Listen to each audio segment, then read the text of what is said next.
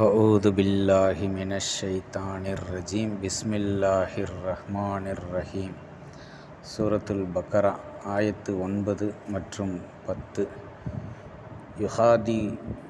யுஹாதிஊனல்லாஹ வல்லதீன ஆமனு வமா யஹ்தஊன இல்லா அன்ஃபுஸஹும் வமா யஸ்உரூன் ஃபீ குலூபிஹிம் மரலும் ஃபஸாதஹுமுல்லாஹு மரலன் வலஹும் அதாபுன் அலீம் பிமா கானு யக்திபூன். அவர்கள் இவ்விதம் கூறி அல்லாஹுவையும் நம்பிக்கை கொண்டவர்களையும் வஞ்சிக்க கருதுகின்றனர். ஆனால் அவர்கள் தங்களையேயன்றி வஞ்சிக்க முடியாது. இதை அவர்கள் உணர்ந்து கொள்ள மாட்டார்கள். ஏனென்றால் அவர்களுடைய உள்ளங்களில் வஞ்சகமென்னும் நோய் இருக்கிறது. அதன் காரணமாக அவர்களுக்கு அந்நோயை அல்லாஹ் அதிகப்படுத்தியும் விட்டான். இவ்விதம் அவர்கள் பொய் சொல்வதனால் மிக்க துன்புறுத்தும் வேதனையும் அவர்களுக்கு உண்டு.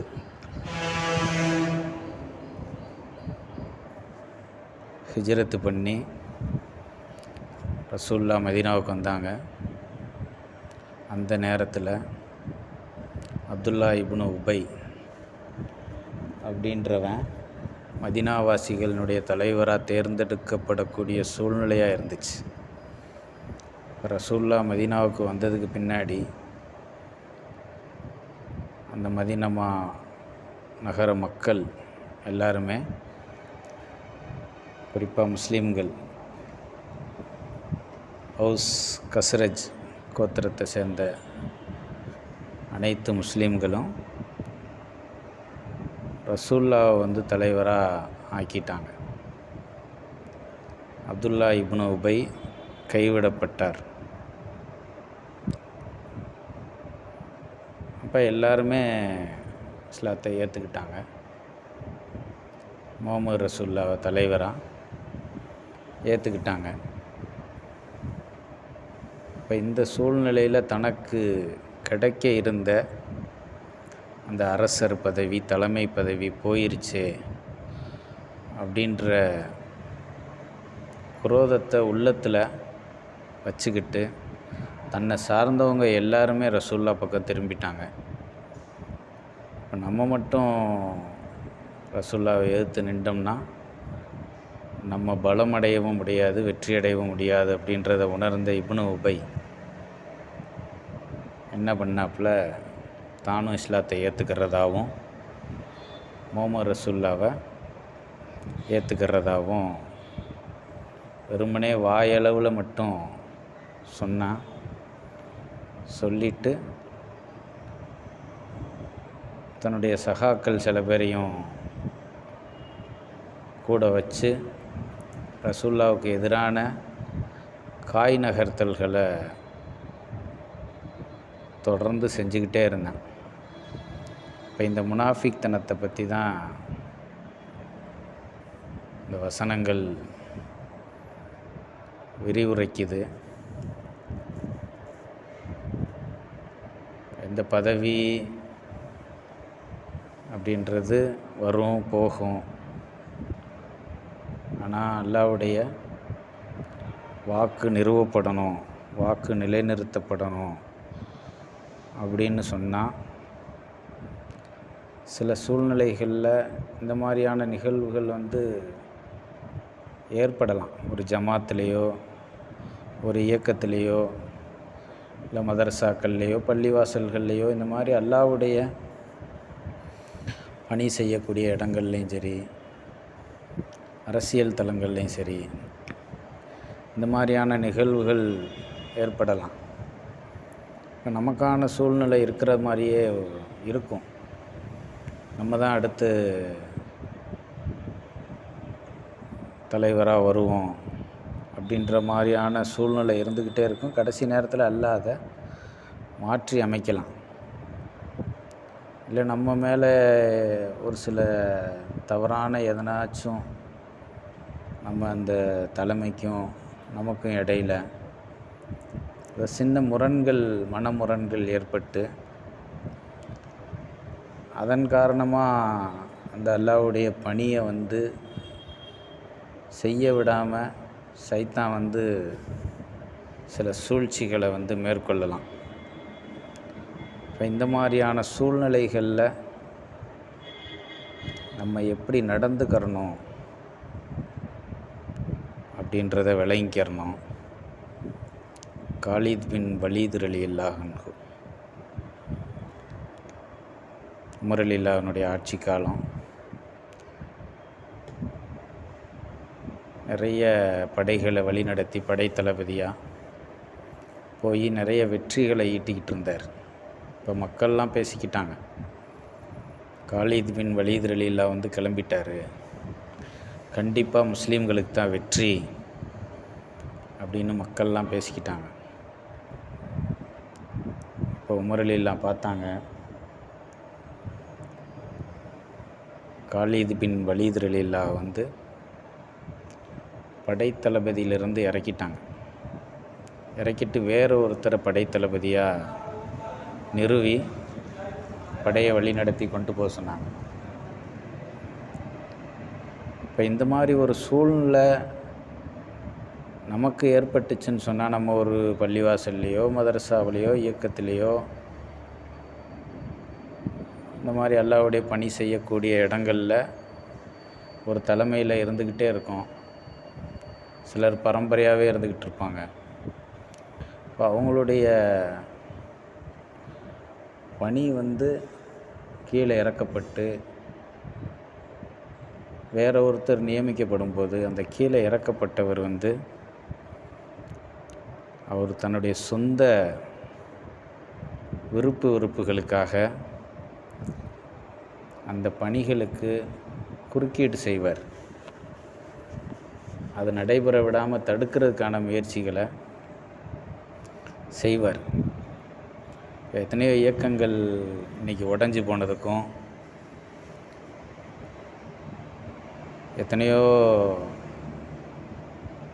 பணிகள் பாதிக்கப்பட்டு இஸ்லாமிய சமூகம் இன்றைக்கி பின்னடைவை சந்திச்சிருக்கிறதுக்கும் அந்த தலைமைகள் தங்களை முற்படுத்தலை அப்படின்ற ஒரே காரணத்தினால அந்த அல்லாஹ்வுடைய பணிக்கு இடையூறு செஞ்சு, அந்த இயக்கத்தை சிதைச்சு, அந்த மதரசாவை சிதைச்சு, அந்த பள்ளிவாசல்களில் கூச்சல் குழப்பங்களை ஏற்படுத்தி இந்த மாதிரி தொடர்ந்து செய்யக்கூடிய மக்கள் இருந்துக்கிட்டே இருக்கிறாங்க. இப்போ நம்ம இந்த காலித் பின் வலீத் ரலியல்லாஹு அன்ஹு ஒரு நமக்கு மிகச்சிறந்த முன்னுதாரணமாக இருக்கிறார். எப்படி படைத்தளபதியாக இருந்து வீரதீரமாக போரிட்டு வெற்றிகளை குவிச்சாரோ, அதே மாதிரி சாதாரண சிப்பாயாக இருந்து கடைசி வரைக்கும் வீரதீரமாக போரிட்டு அல்லாஹ்வுடைய மார்க்கத்துக்கு நிறைய வெற்றிகள் வர்றதுக்கு முக்கியமான காரணமாக இருந்தார். இந்த மனநிலை நமக்கு வந்து வரணும். ஒரு தலைமைக்கும் நமக்கும் இடையில் ஏதோ ஒரு சின்ன முரண்கள் ஏற்படலாம், சின்ன பிரச்சனைகள் ஏற்படலாம். சைத்தான், இது இயல்பான விஷயந்தான். இதை வந்து நம்ம ஒரு முக்கியமான பொறுப்பு நமக்கு கொடுக்கப்பட்டிருக்கோம். இதன் காரணமாக அல்லாஹ்வுடைய பணிகள் வந்து நம்ம மூலியமாக அல்லாஹ் நடத்திட்டு இருப்பான். சின்ன முரண்கள் சைத்தான் மூலியமாக ஏற்படுத்தப்பட்ட உடனே, நாளையிலேருந்து நான் வரமாட்டேன், யாரையோ வச்சு செஞ்சுக்கட்டும், அந்த பணி நிற்கிதே, அல்லாஹ்வுடைய வாக்கு மேலோங்கிறது தள்ளி போகுமே, அல்லாட்ட நாளைக்கு போய் இந்த பணி நின்றதுக்காக பதில் சொல்லணுமே, இப்போ அடுத்த கட்ட சமூகம் வந்து பின்னடைவை சந்திக்குமே, எதிரிகளுடைய கை மேலோங்குமே, சமூகத்தில் குழப்பங்களும் பின்னடைவுகளும் ஏற்படுமே அப்படின்ற எந்த கவலையுமே இல்லாமல் என்னைய வந்து அவர் அப்படி சொல்லி போட்டார். என்னைய வந்து தரக்குறைவாக நினச்சிட்டார், என்னைய வந்து குறைச்சி மதிப்பிட்டுட்டார் அவர். அதனால் நான் நாளையிலேருந்து வரமாட்டேன், நான் இந்த பணியை நான் செய்ய மாட்டேன். சில அவமானங்கள் ஏற்பட்டால் என்ன, சில இடங்களில் நீங்கள் புறக்கணிக்கப்பட்டால் என்ன, உங்களுக்கும் அந்த தலைவருக்குமோ உங்களுக்கும் இந்த மதரசாவோ பள்ளிவாசலோ அங்கே உள்ள நிர்வாகஸ்தர்களுக்காகவோ நீங்கள் அப்போ இவ்வளோ நாளாக வேலை செஞ்சீங்க. இப்போ அல்லாவுக்காக நீங்கள் வேலை செய்யலை. அல்லாஹ் உங்கள்கிட்ட எந்த கோபமும் கொள்ளலைல. அவர் தானே உங்களை தப்பாக புரிஞ்சுக்கிட்டாரு. அவர் தானே உங்களை தவறான முறையில் யாருடைய சொல்லையோ கேட்டு நீங்கள் சிறிய அவமானங்களை சந்தித்தா என்ன செய்யுது? அல்லாஹ்வுடைய பணி நடக்கணும். நான் எவ்வளோ தான் அவமானப்பட்டாலும் பரவாயில்ல, என்னுடைய மதிப்பு எவ்வளோ தான் குறைஞ்சாலும் பரவாயில்ல, அல்லாஹ்வுடைய பணி நிற்கக்கூடாதுன்ற நிய்யத்து உங்கள்கிட்ட இருக்கணும்ல. ரசூலுல்லாவுக்கு அடுத்து, நபிமார்களுக்கு அடுத்து அபூபக்கர் ரலியல்லாஹு தான் மனிதர்கள்லேயே சிறந்தவங்க. அந்த அபூபக்கர் ரலியல்லாஹு மக்கா வெற்றிக்கு பின்னாடி பிலால் ரலியல்லாஹு திட்டிடுவாங்க. அபூ சுஃபியானு இஸ்லாத்தை ஏற்றுக்கிட்டு ரசூலுல்லாவை சந்திக்கிறக்காக வருவார். பிலால் ரலியல்லாஹு அங்கே இருப்பாங்க. அப்போ சந்திக்க அவர் வரும்போது இவர் அப்பயே மனசு மாறி இஸ்லாத்துக்கு வந்திருந்தார்னு சொன்னால், இந்த எத்தனையோ கஷ்டங்கள் நம்ம பட்டோம் அதெல்லாம் இல்லாமல் போயிருக்கோம் அப்படின்ற மாதிரி அவரை பார்த்து பேசிடுவார். இதை பார்த்த அபூபக்கர் ரலியல்லாஹு பிலால் ரலியல்லாஹு அவர் மிகப்பெரிய ஒரு குடும்பத்தினுடைய தலைவர், ஒரு கோத்திரத்தினுடைய தலைவர். அவரை பார்த்து நீ எப்படி அப்படி பேச போச்சு அப்படின்னு சொல்லி பிலால் ரலியல்லாஹு திட்டிடுவாங்க. இந்த செய்தி ரசூலுல்லாஹ் காதுக்கு போயிடும். அப்போ ரசூலுல்லாஹ் கூப்பிட்டு, பிலாலை திட்டினீங்களா அப்படின்னு அபூபக்கர் ரலியல்லாஹுட்ட கேட்பாங்க. கேட்டது தான் தாமதம். பிலால் ரலியல்லாஹு அபூபக்கர் ரலியல்லாஹு அலறி துடிச்சுக்கிட்டு போய், பிலாலே என்னை மன்னிச்சிருங்க அப்படின்னு சொல்லி, ஒரு மிகப்பெரிய ரசூலுல்லாவுக்கு அவ்வளோ நெருக்கமானவங்க தான், அவ்வளோ இதானவங்க தான். ரசூலுல்லாவுடைய எல்லா காலங்கள்லேயும் மிக மிக உறுதுணையாக இருந்தவங்க தான்.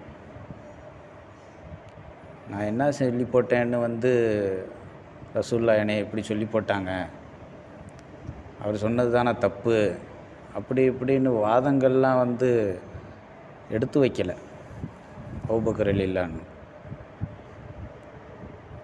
இப்போ நமக்கு அந்த தலைமை நம்மளை ஒரு இதாக சொல்லிட்டாங்க, ஒரு நபி. அந்த சூழ்நிலையில் முழுமையாக இறங்கி போயிடுவாங்க.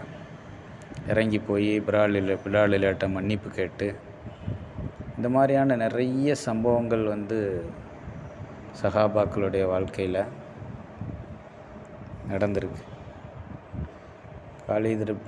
வலீத் ரலியல்லாஹு ஒரு கூட்டத்திட்ட போவாங்க இஸ்லாத்தை சொல்கிறதுக்கு.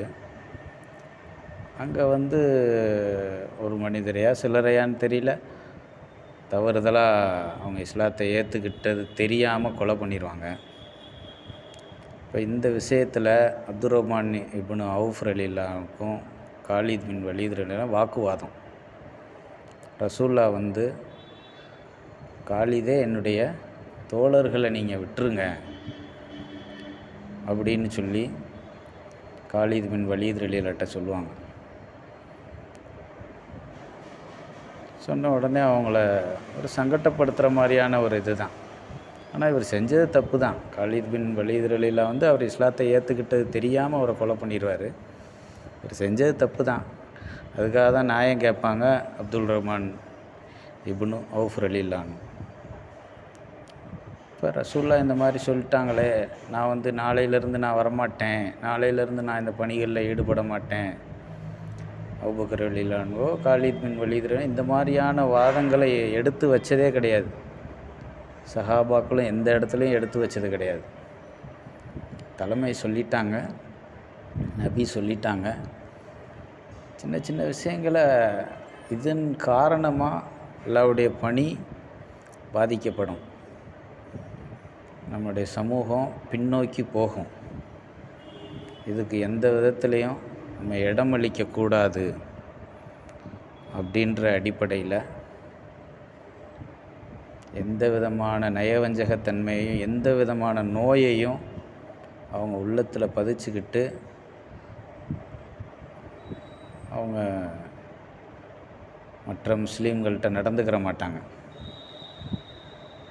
நேரடியாக எதிர்த்து ஓப்பனாக தான் இருப்பாங்க. அதை விட்டுருவாங்க. விட்டுட்டு அல்லாஹ்வுக்காக ஒன்றா சேர்ந்து பணியாற்றுவாங்க. இப்படி இல்லாமல் இப்னு உபை என்ன செஞ்சான், உள்ளத்தில் வச்சுக்கிட்டு நோயை வச்சுக்கிட்டு பின்புறமாக வேலை செஞ்சான். இந்த நோயை அல்லாஹ் அதிகமாக்கி அவனை நரகத்தில் கொண்டு போய் சேர்க்குறதா சொல்கிறான். இப்போ இந்த சூழ்நிலைகள் நம்மளை பேணி பாதுகாத்து வளர்த்த பெற்றோர்கள்ட்டையும் இந்த மாதிரி பெற்றோர்களும் நம்மளை அந்த மாதிரியான ஒரு சில வார்த்தைகளை சொல்லிடலாம். பெற்றோர்களும் நம்மளை ஒரு சில சூழ்நிலைகளில் இதாக நடந்துடலாம். இப்போ அந்த மாதிரியான சூழ்நிலைகளில் இயக்கங்கள்லேயும் பள்ளிவாசல்கள்லேயும் மதரசாக்கள்லையும் இந்த மாதிரி நடக்கலாம். இப்போ நம்ம அந்த குரோதத்தை உள்ளுக்குள்ளே அந்த வஞ்சத்தை வச்சுக்கிட்டு சரியான முறையில் செயல்படாமல் ஒத்துழைப்பு கொடுக்காம எத்தனையோ அரசியல் தளங்களில் எதிராக செயல்படுறது, தேர்தல் நேரங்கள்லேயும் சில முக்கியமான சூழ்நிலைகள்லையும் எதிராக இயங்குறது. இப்போ இந்த முனாஃபிக்தனத்தை பற்றி தான் இந்த ஆயத்துகள் விவரிக்குது. இந்த முனாஃபிக்தனத்தை ஒரு முஸ்லீம் மற்றொரு முஸ்லீம்கிட்ட காட்டக்கூடாது. அப்படி காட்டக்கூடிய முஸ்லீம்கள் அந்த ஏமாற்ற நினைக்கிறாரே அவரை ஏமாற்றுறதில்லை, தன்னைத்தானே அவர் ஏமாற்றுகிறாரு. இந்த நோய் அவர்கிட்ட இருக்கிறதுனால அவர் பொறாமையும் கொண்டிருப்பார். இந்த பொறாமையும் வஞ்சகமும் இந்த நோய் அவர்கிட்ட இருக்கிறதுனால மேலும் மேலும் இந்த நோய் அதிகமாகிக்கிட்டே தான் போகும். அவருடைய மனசு லேசாகவே ஆகாது. இப்போ பொய்யான விஷயங்களை அவர் நிறைய சொல்லக்கூடிய கட்டத்துக்கு வந்துடுவார். இதன் காரணமாக அவர் நரகத்துக்கு போவார் அப்படின்னு அல்லாஹ் இந்த வசனங்களில் சொல்கிறான். அஸ்ஸலாமு அலைக்கும் வரஹ்மத்துல்லாஹி வபரகாத்துஹு.